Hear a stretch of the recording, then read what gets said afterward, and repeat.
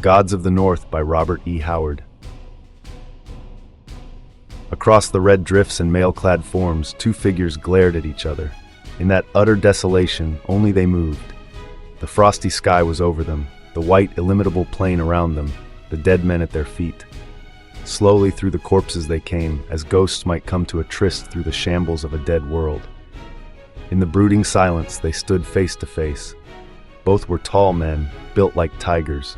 Their shields were gone, their corselets battered and dinted. Blood dried on their mail, their swords were stained red. Their horned helmets showed the marks of fierce strokes. One was beardless and black-maned. The locks and beard of the other were red as the blood on the sunlit snow. "Man," said he, "tell me your name, so that my brothers in Vanaheim may know who was the last of Wulfhere's band to fall before the sword of Heimdall." "Not in Vanaheim," growled the black-haired warrior, "but in Valhalla will you tell your brothers that you met Conan of Cimmerian." Heimdall roared and leaped, and his sword flashed in deathly arc. Conan staggered, and his vision was filled with red sparks as the singing blade crashed on his helmet, shivering into bits of blue fire. But as he reeled, he thrust with all the power of his broad shoulders behind the humming blade. The sharp point tore through brass scales and bones and heart, and the red-haired warrior died at Conan's feet. The Cimmerian stood upright, trailing his sword, a sudden sick wariness assailing him. The glare of the sun on the snow cut his eyes like a knife, and the sky seemed shrunken and strangely apart. He turned away from the trampled expanse, where yellow-bearded warriors lay locked with red-haired slayers in the embrace of death. A few steps he took, and the glare of the snowfields was suddenly dimmed. A rushing wave of blindness engulfed him, and he sank down into the snow, supporting himself on one mailed arm, seeking to shake the blindness out of his eyes as a lion might shake his mane. A silvery laugh cut through his dizziness, and his sight cleared slowly. He looked up. There was a strangeness about all the landscape that he could not place or define, an unfamiliar tinge to earth and sky. But he did not think long of this. Before him, swaying like a sapling in the wind, stood a woman. Her body was like ivory to his dazed gaze, and save for a light veil of gossamer, she was naked as the day. Her slender bare feet were whiter than the snow they spurned. She laughed down at the bewildered warrior. Her laughter was sweeter than the rippling of silvery fountains and poisonous with cruel mockery. "Who are you?" asked the Cimmerian. "Whence come you? What matter?" Her voice was more musical than a silver-stringed harp, but it was edged with cruelty. "Call up your men," said he, grasping his sword. "Yet though my strength fail me, they shall not take me alive. I see that you are of the Vanir." "Have I said so?" His gaze went again to her unruly locks, which at first glance he had thought to be red. Now he saw that they were neither red nor yellow, but a glorious compound of both colors. He gazed spellbound. Her hair was like elfin gold. The sun struck it so dazzlingly that he could scarcely bear to look upon it. Her eyes were likewise neither wholly blue nor wholly gray, but of shifting colors and dancing lights and clouds of colors he could not define. Her full red lips smiled, and from her slender feet to the blinding crown of her billowy hair, her ivory body was as perfect as the dream of a god. Conan's pulse hammered in his temples. "I cannot tell," said he, "whether you are of Vanaheim and mine enemy, or of Asgard and my friend. Far have I wandered, but a woman like you I have never seen. Your locks blind me with their brightness. Never have I seen such hair, not even among the fairest daughters of the Aesir. By Ymir." "Who are you to swear by Ymir?" she mocked. "What know you of the gods of ice and snow, you who have come up from the south to adventure among an alien people?" "By the dark gods of my own race," he cried in anger. "Though I am not of the golden-haired Aesir, none has been more forward in sword play. This day I have seen 80 men fall, and I alone have survived the field where Wulfhere's reavers met the wolves of Bragi. Tell me, woman, have you seen the flash of mail out across the snow plains, or seen armed men moving upon the ice?"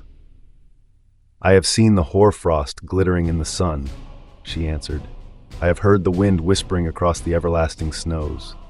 He shook his head with a sigh. "Niord should have come up with us before the battle joined. I fear he and his fighting men have been ambushed. Wulfhere and his warriors lie dead.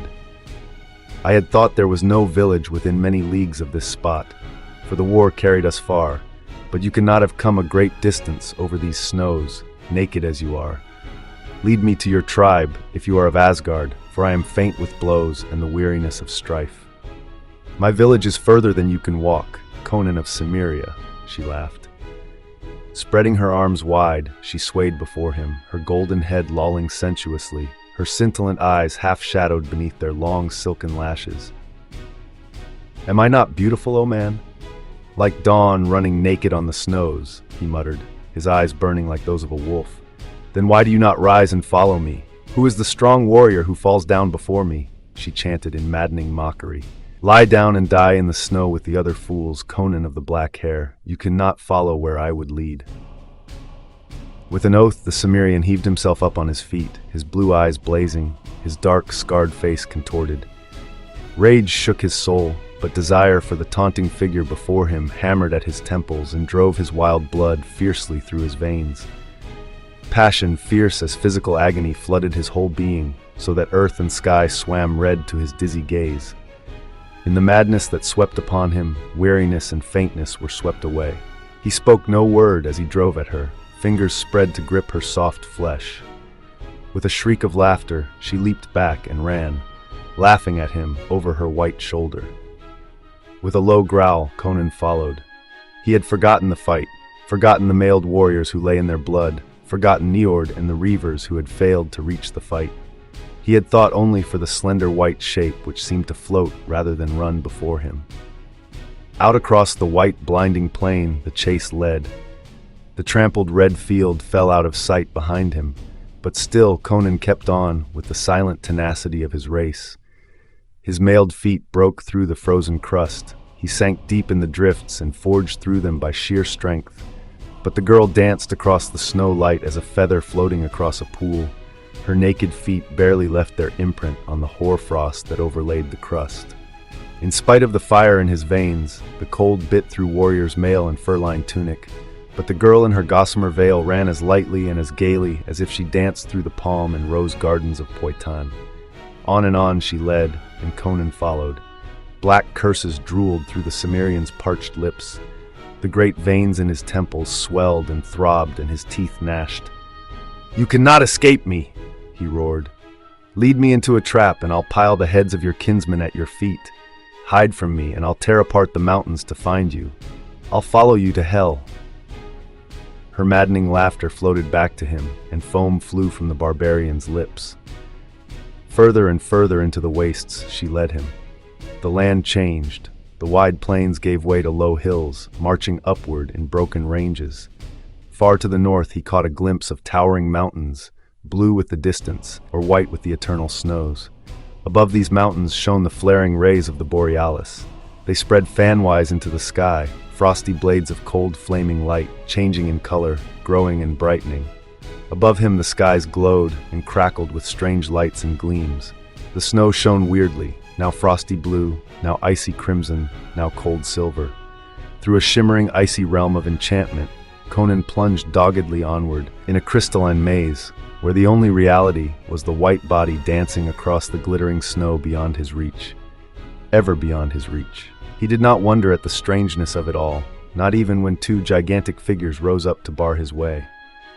The scales of their mail were white with hoarfrost, their helmets and their axes were covered with ice. Snow sprinkled their locks. In their beards were spikes of icicles. Their eyes were cold as the lights that streamed above them. "Brothers," cried the girl, dancing between them. "Look who follows. I have brought you a man to slay. Take his heart, that we may lay it smoking on our father's board." The giants answered with roars like the grinding of icebergs on a frozen shore, and heaved up their shining axes as the maddened Cimmerian hurled himself upon them. A frosty blade flashed before his eyes, blinding him with its brightness, and he gave back a terrible stroke that sheared through his foe's thigh. With a groan the victim fell, and at the instant Conan was dashed into the snow, his left shoulder numb from the blow of the survivor, from which the Cimmerian's mail had barely saved his life. Conan saw the remaining giant looming high above him like a colossus carved of ice, etched against the cold glowing sky. The axe fell, to sink through the snow and deep into the frozen earth as Conan hurled himself aside and leaped to his feet. The giant roared and wrenched his axe free, but even as he did, Conan's sword sang down. The giant's knees bent, and he sank slowly into the snow, which turned crimson with the blood that gushed from his half-severed neck. Conan wheeled to see the girl standing a short distance away, staring at him in wide-eyed horror, all the mockery gone from her face. He cried out fiercely, and the blood drops flew from his sword as his hand shook in the intensity of his passion. "Call the rest of your brothers," he cried. "I'll give their hearts to the wolves. You cannot escape me."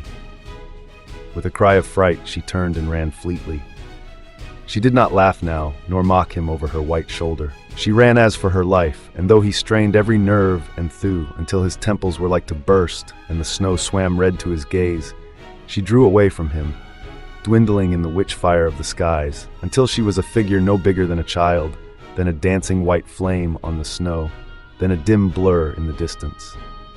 But grinding his teeth until the blood started from his gums, he reeled on, and he saw the blur grow to a dancing white flame, and the flame to a figure big as a child. And then she was running less than 100 paces ahead of him, and slowly the space narrowed, foot by foot. She was running with effort now, her golden locks blowing free. He heard the quick panting of her breath, and saw a flash of fear in the look she cast over her white shoulder. The grim endurance of the barbarian had served him well. The speed ebbed from her flashing white legs. She reeled in her gait. In his untamed soul leaped up the fires of hell she had fanned so well. With an inhuman roar he closed in on her, just as she wheeled with a haunting cry and flung out her arms to fend him off. His sword fell into the snow as he crushed her to him. Her lithe body bent backward as she fought with desperate frenzy in his iron arms. Her golden hair blew about his face, blinding him with its sheen.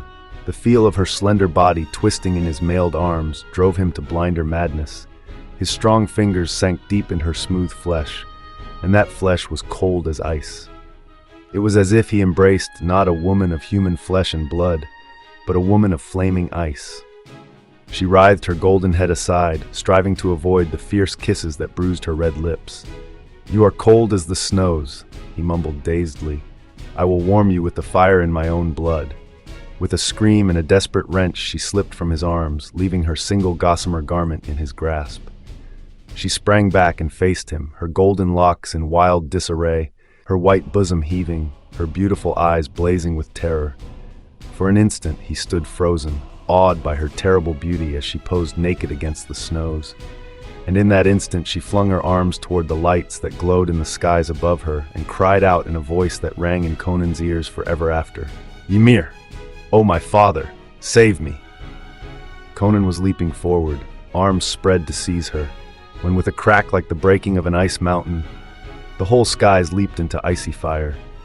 The girl's ivory body was suddenly enveloped in a cold blue flame, so blinding that the Cimmerian threw up his hands to shield his eyes from the intolerable blaze. A fleeting instant, skies and snowy hills were bathed in crackling white flames, blue darts of icy light, and frozen crimson fires. Then Conan staggered and cried out. The girl was gone. The glowing snow lay empty and bare. High above his head, the witch lights flashed and played in a frosty sky gone mad, and among the distant blue mountains there sounded a rolling thunder as of a gigantic war chariot rushing behind steeds, whose frantic hoofs struck lightning from the snows and echoes from the skies.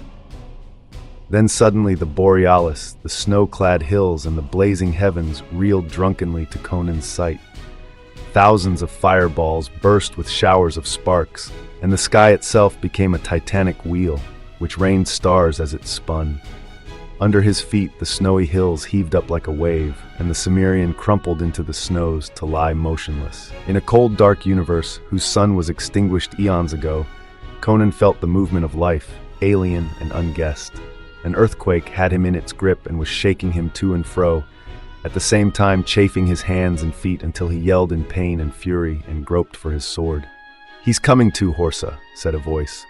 "Haste! We must rub the frost out of his limbs if he's ever to wield sword again." "He won't open his left hand," growled another. "He's clutching something." Conan opened his eyes and stared into the bearded faces that bent over him. He was surrounded by tall, golden-haired warriors in mail and furs. "Conan! You live!" "By Crom, Niord," gasped the Cimmerian. "Am I alive, or are we all dead and in Valhalla?" "We live," grunted the Ezer, busy over Conan's half-frozen feet. "We had to fight our way through an ambush, or we had come up with you before the battle was joined. The corpses were scarce cold when we came upon the field. We did not find you among the dead, so we followed your spoor. In Ymir's name, Conan, why did you wander off into the wastes of the north? We have followed your tracks in the snow for hours.